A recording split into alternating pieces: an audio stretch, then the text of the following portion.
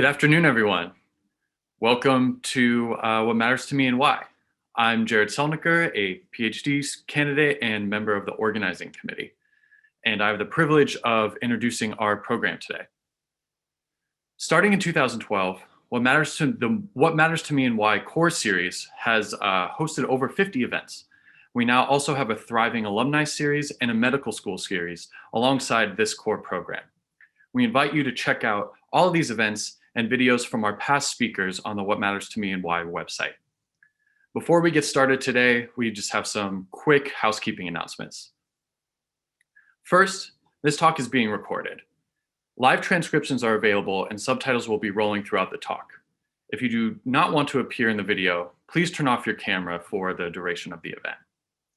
Second, when we get to the Q&A session after the talk today, please either enter your question into the chat or use the raise your hand function. One of our organizers will moderate the speaking list, and those who wish to ask their question verbally will be unmuted by the Q&A moderator. And lastly, please fill out the survey that will be provided at the conclusion of the talk. We use your feedback and suggestions to improve the series and select future speakers. On that note, next month's speaker will be Paula Smith on April 14th. So please be sure to RSVP for that event as it becomes available on our website. Now about our program. As staff, faculty, and students, we each support and serve UCI in a variety of different ways. What Matters to Me and Why provides a unique space each month to step back from these usual activities to learn about the story and experiences of an influential member of our community. There is no prescribed topic. In their talks, speakers are simply asked to reflect on the question, what matters to me and why, and to channel those reflections wherever they go. This series provides a forum for speakers to talk about their values, beliefs, and motivations, and perhaps to share how they have been shaped by the highs and lows that they've encountered on their life's journey. Our hope is to celebrate the diversity of and strengthen the bonds between all members of the UCI community. Because this series attracts a diverse audience from all over campus, it's our tradition to give you all a minute to meet and greet those around you. While we're obviously not together in person today, we will be utilizing the breakout room function on Zoom to mirror this experience in the digital space. We will be sending you into a breakout room for 1 minute with 1 to 3 other individuals, and we ask you to briefly introduce yourselves to one another, such as where you're coming from on campus. You will then be returned to this main room where Dr. Jonathan Fang will introduce today's speaker.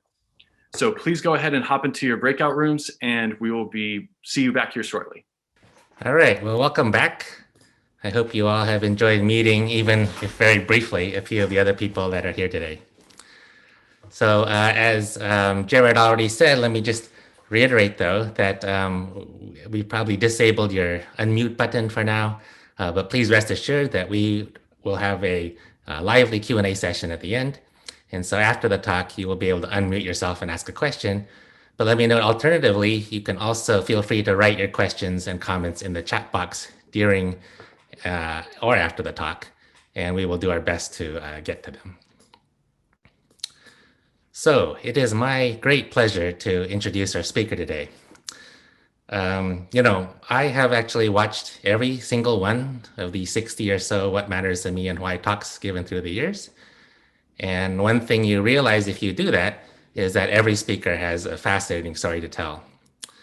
At the same time, there are people on campus who simply by dint of their reputations in the public sphere or as public intellectuals, or just simply through the topics they study and write about, seem like natural candidates for a talk in this series.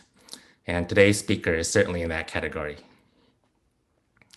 So Professor Jack Miles is Distinguished Professor Emeritus of English and Religious Studies at UCI.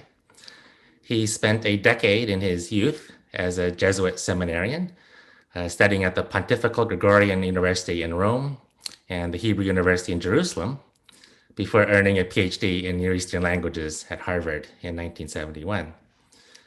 In 1990, he was named a Guggenheim Fellow, and as I understand it, in his Guggenheim Fellow year, he began working on a book. And that book, titled God, a Biography, was published a few years later, and for that, Jack won a Pulitzer Prize in 1996. A few years later, he wrote a sequel, Christ, A Crisis in the Life of God, and he was named a MacArthur Fellow in 2002. More recently, he was the general editor of a truly landmark work, the Norton Anthology of World Religions. This is a 4,000-page anthology of primary texts in the history of Hinduism, Buddhism, Taoism, Judaism, Christianity, and Islam from their origins to the present. Jack has served in numerous high-profile roles, including as the executive editor at the University of California Press, literary editor at the Los Angeles Times, on the Times editorial board, and for a decade on the selection committee of the Guggenheim Memorial Foundation.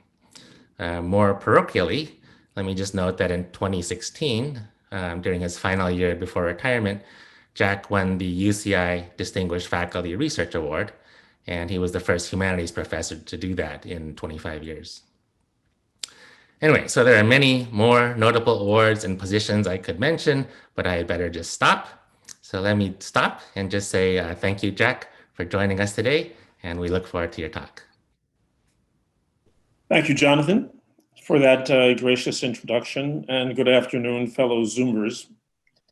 I hope you all enjoyed a bit of the Liszt's Second Hungarian Rhapsody. I chose that as the opening music because, to the best of my recollection, it was the first piece of classical music that I ever heard. I was about 6 years old, and I had never heard the word classical applied to music. I just knew that this was unlike anything I'd ever heard before.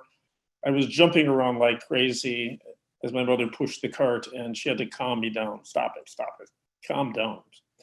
I loved it. That was just the beginning. In any case, I'm touched and quite honored to be called out of retirement to speak in this lively and already very distinguished What Matters series. The premise of the series, a premise that I wholeheartedly endorse, is that we must and we do learn from life as well as from the university. Twice, publishers have approached me about doing my autobiography or some kind of memoir, and both times I have really recoiled from the prospect. But then a friend recently suggested a title to me, The Unfinished Education of Jack Miles. And that opened the closed door just a crack. And so today, thinking of lessons learned, I'm going to tell just 3 little stories, all from my own 20s, each with maybe a small lesson to teach. And then maybe someday later I can fit them into my autobiography. The first story. The scene is Ireland in the mid-19th century. Because of English colonialism, the rural population has been forced off all the good agricultural land and into the Irish Badlands, where nothing can grow but potatoes. And then something terrible happens. A deadly disease, the potato blight, breaks out, and famine results, severe, ghastly famine. Potato blight is first identified in County Monaghan, an impoverished county in the center of the island. And before the blight is finally contained, 30% of Monaghan's population will die. In proportionate California numbers, that would be 12 million dead. Now, Owen and Mary Gunn, owners of the farm where the blight was first identified, happen to be my great-great-grandparents. Their daughter, Bridget, marries a Monaghan man named James Campbell. James and Bridget have a daughter, Catherine Campbell, my grandmother. Catherine emigrates to England to work as a domestic servant in the household of the royal physician. There in England, she meets and marries a laborer named Michael Murphy. Catherine and Michael, Kate and Mike, emigrate to Chicago, where Kate finds work as a cleaning lady, and Mike works driving a streetcar in the Chicago transit system. At least he does that until the Great Depression, when he is laid off. Kate and Mike have a daughter born in 1919, Mary Murphy. who marries a man named John Miles. John and Mary Miles have a son whom they name John Miles Jr. after his father. But to avoid confusion, they give him the nickname Jack. John and Mary do not attend college. They can't afford it. They can't afford to send Jack to college either. This backstory, which I know in as much detail as I do thanks to the work of my younger sister, Marianne, drives home for me a lesson that I have learned in other ways as well, namely that we never know enough to despair. We never know enough to despair. If 12 million Californians were dead and your only hope of employment were to flee to another country, you might well think that it was only reasonable to give up all hope, but it would not be reasonable. It just would not be.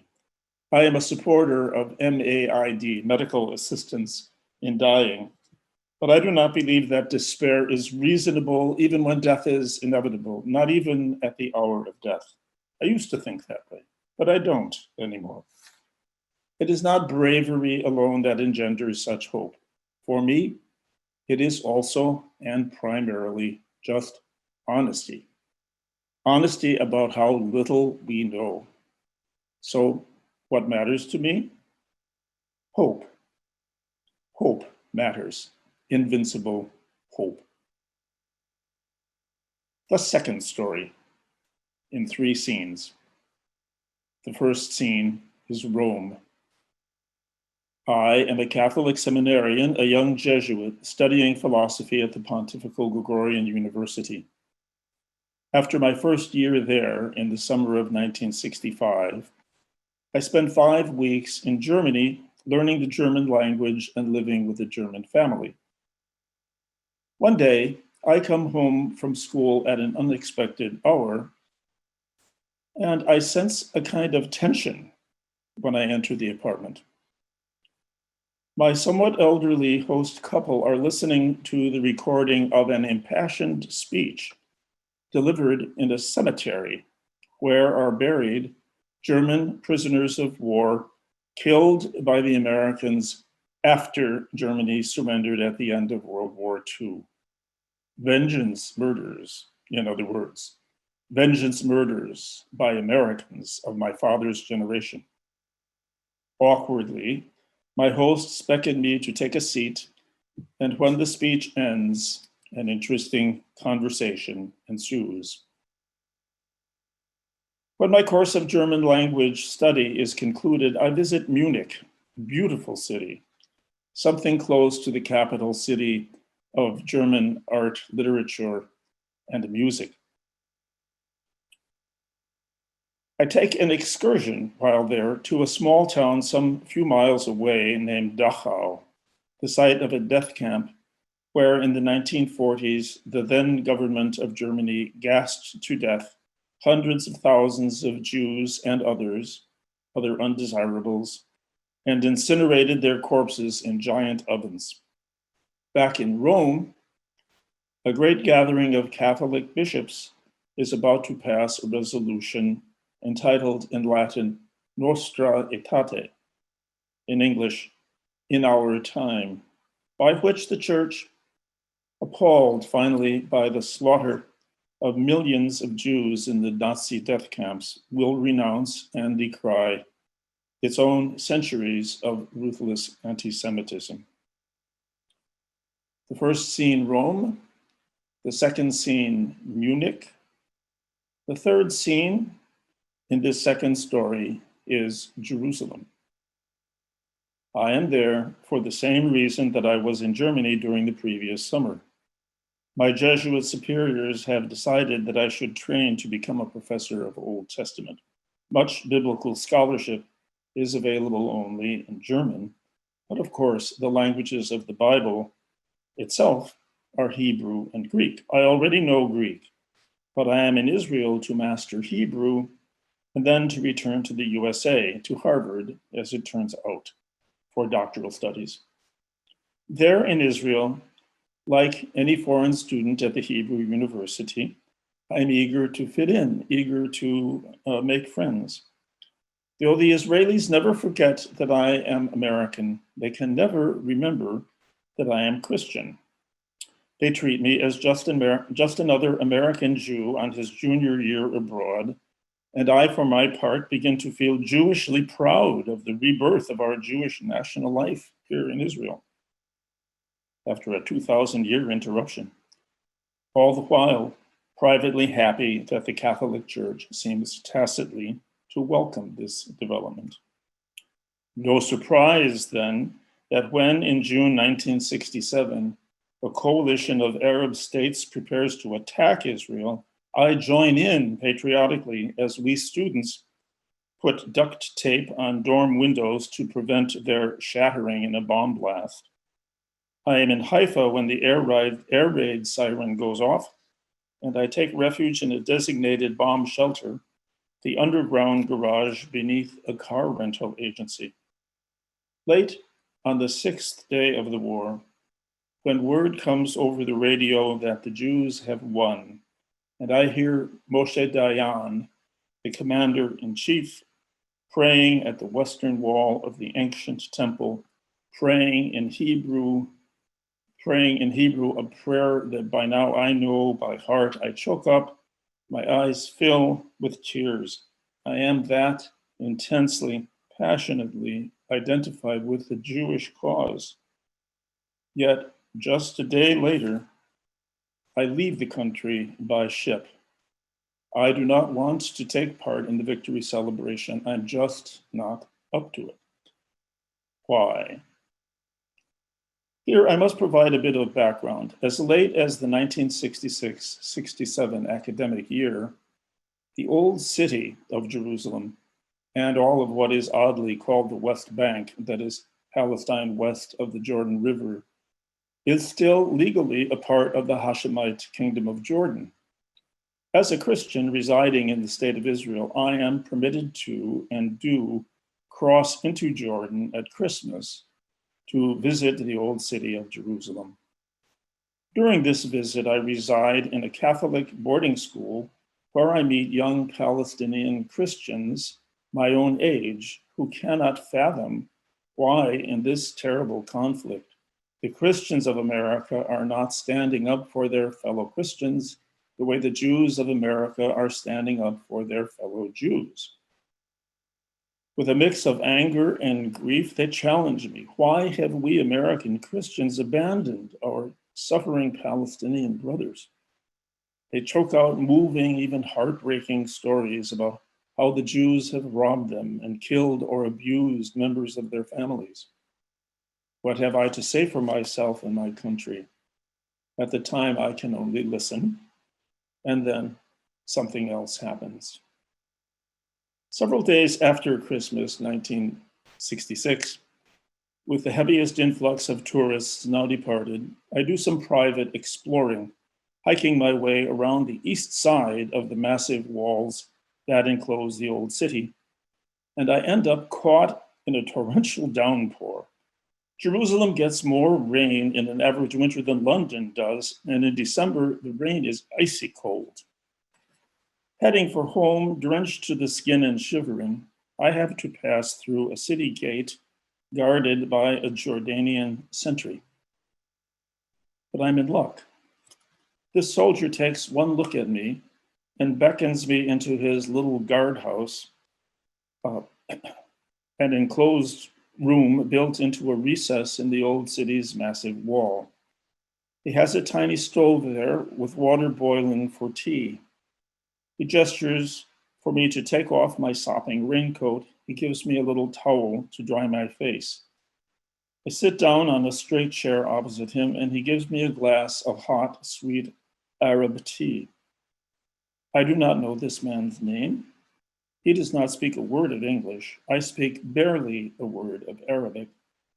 But something transpires between us, some understanding, something quite real, quite deep and moving.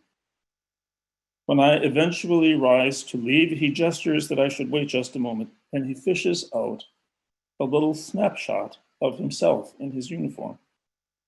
No name on the back, no telephone number, no favor even implicitly requested, just a simple token of friendship, the memento of a fleeting moment of human warmth. Well, on the first morning after the end of the 6 Days War, as ecstatic Jewish victory celebrations break out all over the country, all I can think is that my friend, my rescuer, is dead. As an Arab sentry guarding Jordanian territory against the Jewish invasion, how could he possibly have survived? That's what I'm asking myself, and of course, I have no way of checking. All the same, a feeling in the pit of my stomach makes it impossible for me to take part in the celebrations. I am glad the Jews have won and Israel is safe. But as soon as the port of Haifa reopens, I board ship and sail for Naples. About 40 years later, at a time when I am serving as senior advisor to the CEO of the J. Paul Getty Trust, a letter reaches me from Yale University, an Israeli graduate student in philosophy, a veteran of the Israeli Defense Force, has read my book, God, a Biography, in Hebrew translation and wants to start a conversation. This conversation continues for years, and my correspondent, now a professor of philosophy at the New School of Social Research in New York, will publish next summer a book offering his radical vision of an Israeli future in which all of that country's actual inhabitants, Arabs no less than Jews, will enjoy full and equal human rights. Now then, what do I take away from this set of highly charged experiences, mostly from my mid-20s, or in other words, from fully 50 years ago? What I take away is that, yes, it is right to seek justice. It is essential to seek to right old wrongs and heal old wounds. But justice blindly pursued can so easily commit new crimes and open new wounds. America did so in Germany, notwithstanding the Marshall Plan and other acts of generosity. Israel has done so in Palestine. Justice is commonly portrayed in statuary as a blindfolded goddess. The blindfold represents her lack of favoritism. The scales in her hand represent her respect for the facts alone. I understand and respect the metaphors and the personification in play, but their application is limited. Wisdom should always be watchful. And when we feel we are most in the right, then is when we should look just a little further to see whether and how we may be about to cause pain, humiliation, and even lasting harm.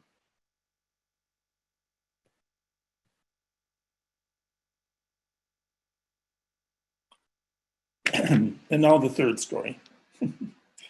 The scene this time is Harvard University, 1968 through 1970. While I am there, anti-war student radicals occupy the president's office, and the Cambridge police expel them in a bloody midnight rain that leaves the entire campus in an uproar. Meanwhile, the Civil Rights Act has passed, officially ending segregation, but violent riots have followed the assassinations of Martin Luther King Jr. and Robert F. Kennedy. And, not to be omitted, the sexual revolution of the 1960s is in full sway. On registration day, I am invited, like everyone else, to volunteer for one or more of Harvard's many public-spirited clubs and social programs. But I am a 25-year-old Jesuit, just back from Israel and still determined to keep my vow of celibacy. I do not want to volunteer for anything that would put me in the company of attractive young women and tempt me to break my vow. So what do? I volunteered to take part in the Harvard Big Brothers program. This program pairs Harvard students, usually freshmen, I will learn, with fatherless Black boys living in a huge housing project on Columbia Point, a peninsula jutting into the Atlantic somewhat south of downtown Boston. Consider now, a young Catholic cleric decides that he wants to work with little boys, little Black boys. In 2021, this might be about the most suspect, least innocent thing for a Catholic cleric to volunteer for. But back then, it was regarded as innocent, the avoidance of temptation on my part, and innocent it turned out to be. I was paired up with a fourth grader named David Farrow, and we went on some kind of an outing every weekend from spring 1968 through spring 1970. Most of the boys whose mothers nominated them for the Big Brothers program were problem boys. David's problem was that he was always getting into fights at school. He was short and picked on for that reason, but he was also tough. You picked on, messed with him, he messed with you, you know? So he had scars to show for this, including a nasty, jagged scar right down the middle of his upper lip, and two front teeth that had been halfway knocked out, so that when he opened his mouth, like you saw 4 incisors. Result, this was one little boy who just didn't smile much at all. But David was plenty spirited in his own way. Once when I came to pick him up, he boasted, "We won yesterday and I hit 9 home runs." I said, "Hey, that's great, David." While thinking to myself, 9 home runs, really? But then I went to one of his games and the kid was a phenomenon. Every time up, out of the park. It was really something. So I was glad that I had kept my earlier skepticism to myself. And after a while, David's mother, Mamie, told me that David was no longer fighting in school. So I was having some kind of a good effect. Among many revealing moments over 2 full years of weekly visits, let me single out just one that taught me something that seemed especially important. It was a gray afternoon in April or May. I now had a car, and so I decided to take David and his 4 siblings out for fried clams at a clam shack on the outer Atlantic end of the South Boston Peninsula, immediately north of Columbia Point. It was raining when we set out. It was pouring cats and dogs when halfway to the end of the peninsula, my damn car broke down. I told the kids to wait in the car while I walked to where I could get some help, but they begged me not to leave them. They were terrified to be left there alone. Why, I wondered. The rain was coming down in sheets. The streets were empty. The car was safe and dry, wasn't it? Why so fearful? Well, South Boston, also known as Southie, and now I gather quite gentrified, was back then a lower working class Irish neighborhood, just like the raggedy one where I had grown up back in Chicago. These Black kids from Columbia Point were terrified, just terrified, of the white people of South Boston. In Austin, my old Chicago neighborhood, we were afraid of Blacks. The 1940s and 1950s were peak decades in what is sometimes called the Great Migration, namely of Black people fleeing vicious racism and inescapable poverty in the South and moving to the industrial cities of the North. Existing Black neighborhoods in Chicago became hugely overcrowded in the 1950s, and as they overflowed into adjacent poorer white neighborhoods like mine, violence broke out. My mother was mugged or had her purse snatched several times by Black boys, teenagers or even younger. My brother-in-law had his camera shop burglarized twice by Blacks.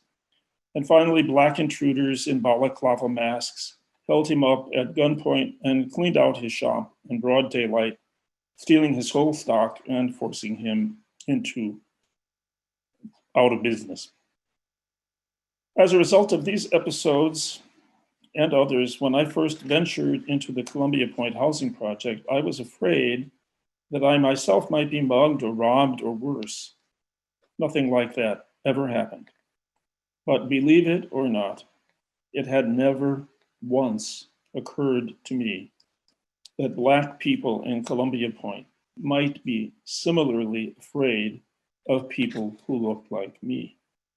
But they were. And this came home to me on that rainy day when I left 5 frightened little Black kids in my locked car. I got the car started soon enough, and we all had our fried clams and french fries quite happily, but I drove home very full of tangled thoughts. After I completed my doctorate, I stayed loosely in touch for a few years with Mamie Farrow, David's mother, and with David himself. David made it safely through high school and then enrolled in the Marines. At my last attempt to contact him, he was a private down the road at the El Toro base, back when it was still an actual base. I discovered, though, that when you call a Marine base and ask to be connected with a mere private, it ain't like calling a hotel and asking to be connected to a guest. I got quite the runaround, though after several tries, I did almost reach it. Somebody deep in the interior of the base answered the phone and said, "Farrow? Yeah, he's around here." Then I heard a shout, "Farrow!" But then the word came, "Sorry, Farrow's out on patrol." And that near miss was my last contact. St. Paul, in the first letter to the Corinthians, speaks of 3 great virtues, faith, hope, and love. But he insists the greatest of these is love. The 3 vices to which these virtues are opposed would seem to be doubt, the opposite of faith, despair, the opposite of hope, and hatred, the opposite of love. But behind hatred, even ostensibly livid hatred, we discover, at least sometimes, that those we feared were fearful of us. And as the fear subsides on either side, it is, at least sometimes, as if the love that was always there, lying dormant, waiting its chance, wakes up and starts to sing. Have you ever heard the Spanish definition of happiness? Salud, amor y pesetas, health, love, and money. I confess to wondering whether any of the eminent professors who have preceded me in this distinguished series have spoken about how health mattered to them.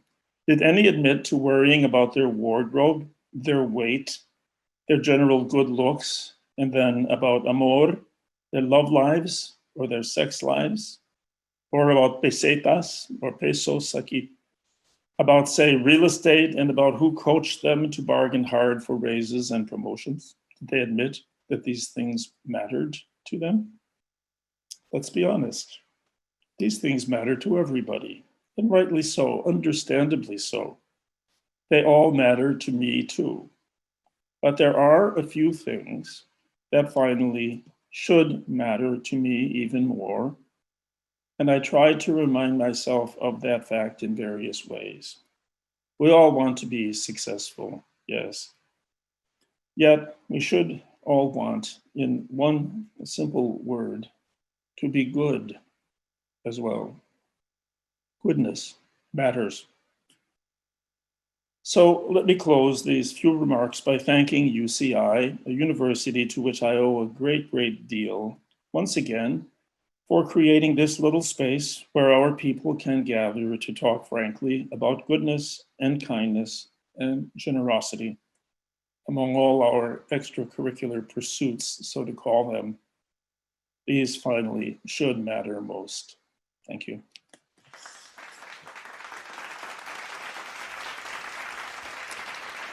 Thank you so much, Jack, for sharing so openly from three stories from your past. So we now have time, ample time for questions. And let me just remind you, there are several avenues in which you could submit your questions. You can type them into the chat box, and I will read them out. You can click on the little reactions button. That's probably how it works on your Zoom screen, and raise your hand. And then you will rise to the top of this long list of people, and I think I will probably be able to find you and call on you. Or you can simply unmute yourself, I think, and blurt out your question, which is perfectly fine as well. So please go ahead.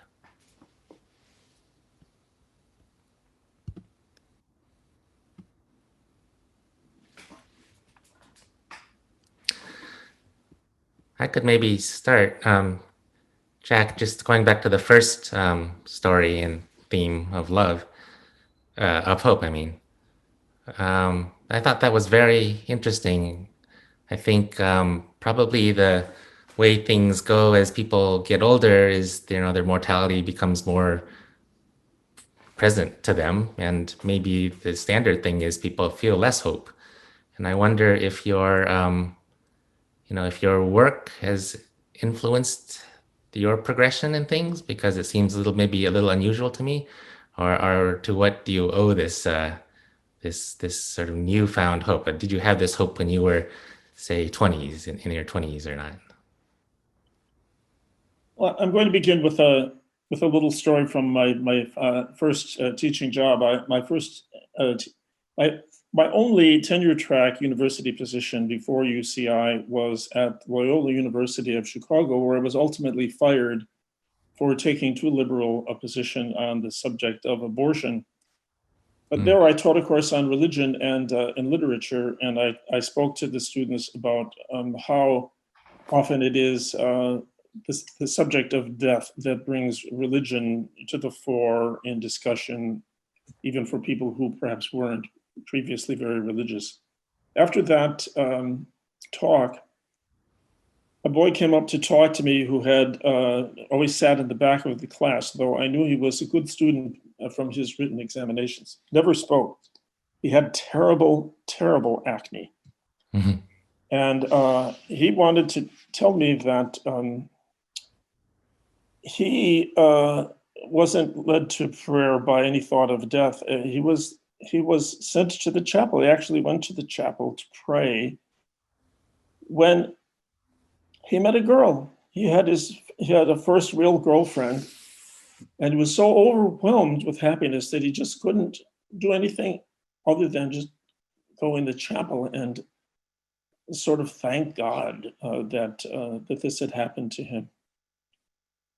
As for me and death, the beginning of the COVID epidemic, I began a correspondence with a friend of mine, a professor of philosophy at Columbia University, and we wrote letters back and forth to each other every day. It finally accumulated to several volumes worth of material.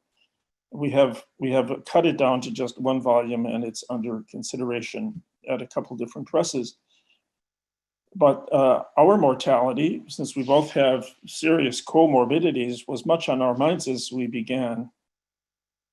But in recent years, partly because of a lot of reading in science about the CERN particle accelerator, for example, I have come to the conclusion that if all you know about death is that it is the deprivation of life, and the only way you understand the deprivation of life is through scientific arguments about which create a definition and criteria for measuring whether someone is alive or dead, then in order to understand what life is, you need to understand what matter is. And that would mean you need to understand what antimatter is and dark matter and dark energy. You need to understand the origin of the universe, and then you need to bear in mind that there may be other universes if we're in a multi-universe situation. So since you don't really know what you have lost when you have lost life, you can't really say you know what death is either. Therefore, it becomes, again, a mystery. You don't really understand it. And where there is that much ignorance, there's also that much openness. The French writer Rabelais who was known for his bawdy sense of humor, his sexy jokes. His famous last words were, I leave for the great perhaps, je pars pour les grands peut-être. And so that is a way in which, without hoping for anything in particular, I certainly don't hope to move into that great penthouse in the sky, I mean, if I'm going to meet my mother in heaven, is she going to be 15 years old? Is she going to be 40 years old? It becomes quickly a little silly to start to think of it that way, but something much more mysterious looms as a possibility. Well, thank you for that answer. And I really appreciate you're bringing even the CERN particle collider into the story. That is near and dear to my heart. Yes. I think Beth Loftus. Beth, you want to go ahead? Yes, hi, Jack. Thank you for that very moving talk. I was going to ask you something very, very mundane, like how you ended up affording and managing college, given the history of the parents and the finances and so on. And then in response to your last answer, I just had another question, so maybe you'll answer one or the other, which is how have your views about abortion evolved, and how do they fit with your religious views? Well, to the first answer,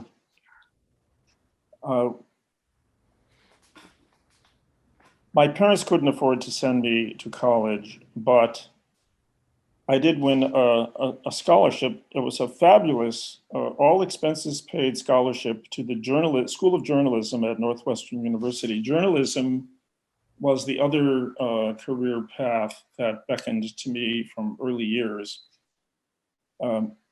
But as a senior at St. Ignatius High School, the Jesuit high school in Chicago, I took a retreat, went on a senior retreat that we all were told to experience. And the retreat master had a motto, quid hoc ad aeternitatem. What is this to eternity? It's really a rather empty statement, but somehow it turned my head. The Jesuits were the first men in, neither of my parents, as I said, did go to college. And I didn't know anybody else who went to college. Nobody in my neighborhood really did. But these Jesuits did. And their intellectualism, their internationalism, their esprit de corps, all of that really attracted me as a young man. And so I joined the order. When I left 10 years later, it was an amicable divorce. But only years later did I realize that the Jesuits had paid all of my education right through Harvard and had gotten nothing from me in return, So then I started making an annual contribution, but that's how it was paid for. On the abortion matter, what the right to life community typically says is that life begins at conception. But it seems to me this is a mistake. Life obviously begins before conception.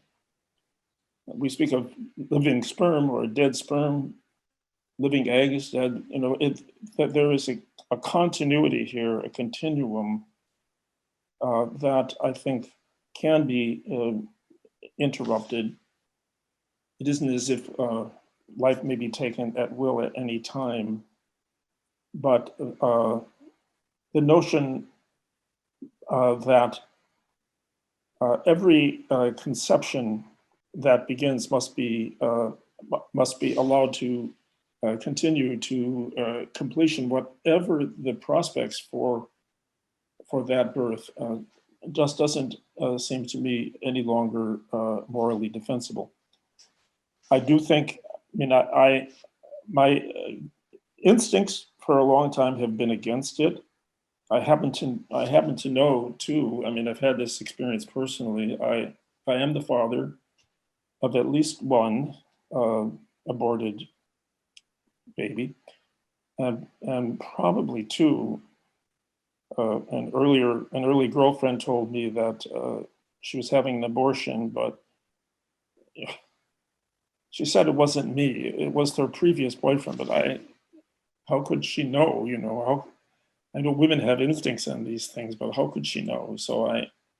And I didn't like it either time. I didn't like that I had been involved in taking life in this way. I come down to where the Clintons came down, abortion should be safe, legal, and rare. Thank you.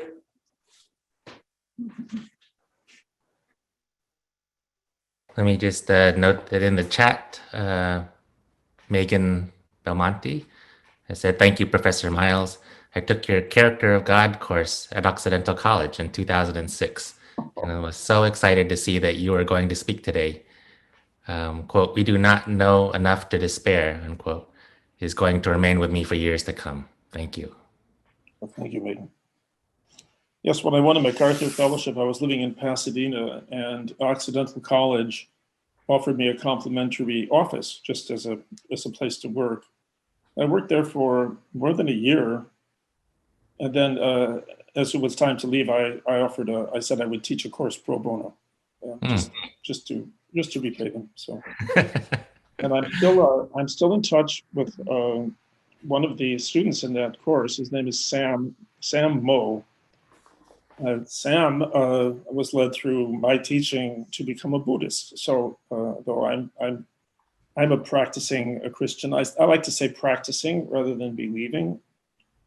I'm agnostic on most of the core matters, but I'm a deep believer in ritual and community and morality as taught by the churches.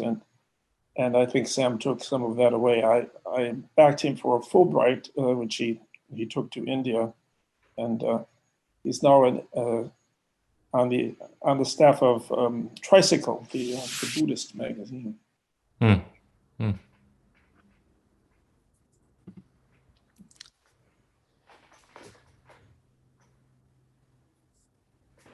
Okay, there's another, I guess, comment and question in the chat.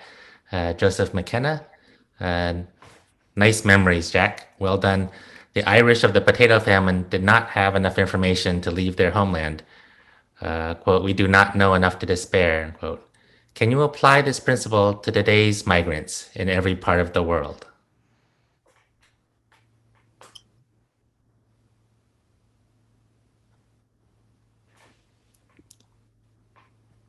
Well, yes. I mean, statistically, things are going to go badly for them. We're going to face, right now, in a couple recent years, I've been working closely with Professor Veerabhadran or Ram Ramanathan.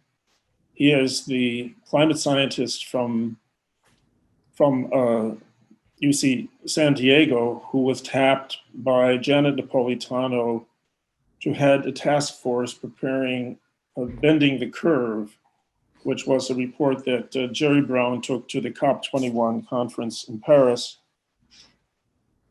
And Ram, though he himself is from Tamil Nadu in southern India, he's well aware of the consequences of climate change and rising ocean levels upon Bangladesh, which is very low-lying.